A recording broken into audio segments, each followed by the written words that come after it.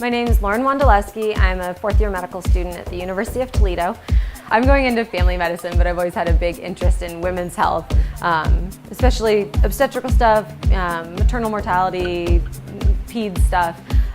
But having this be so women's health focused was really a great fit for me, and it was a great fit for Pooja, who's doing radiation oncology, and it's kind of a really interesting combination of the three of us, with Anne being an OB-GYN, me doing family practice, and Pooja doing radiation oncology, and this is really kind of the intersection of all of those.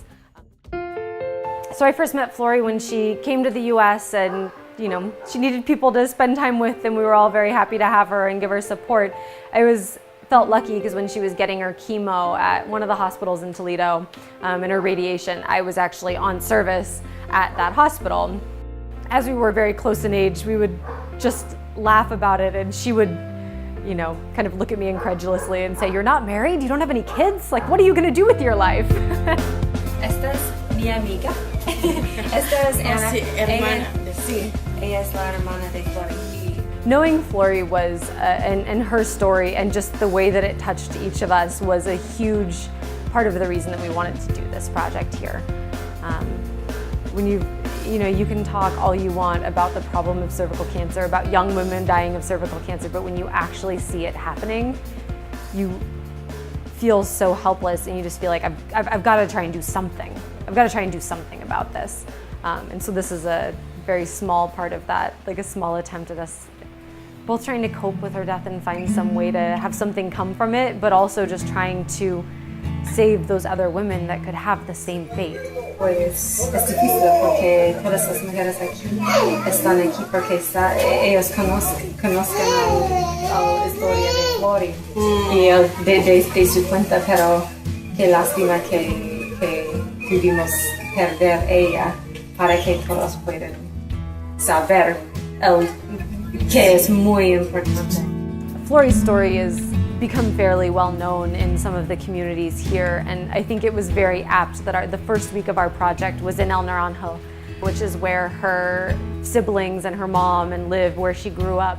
The whole community knew her. They knew her by name, they knew her story, and they lined up for pap smears. There was no question there we weren't having to talk about the importance of pap smears in the same way. They were like, "Oh, I know. Like, I don't want that to be me. I don't want that to be my daughter. I don't want that to be my mom." And it was very refreshing.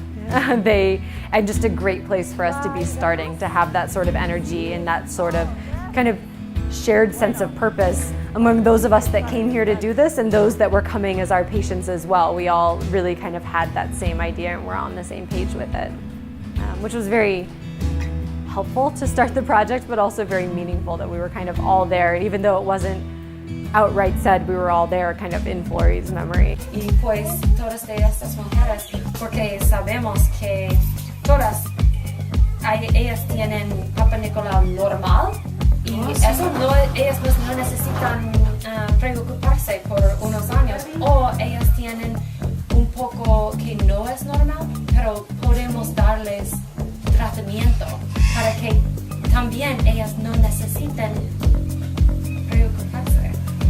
I think something that's become very obvious to me is that we're seeing a lot of pap smears and a lot of struggles for people to get them, but really the story of cervical cancer here in Guatemala is the story of young women dying of cancer.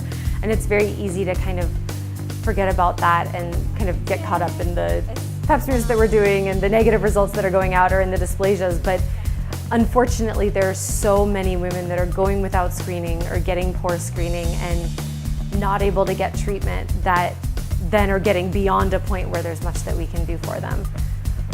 The effect that cervical cancer has on families is unbelievable. I mean, losing a mom and a daughter and a sister, and especially the children that are left without moms, is just heartbreaking.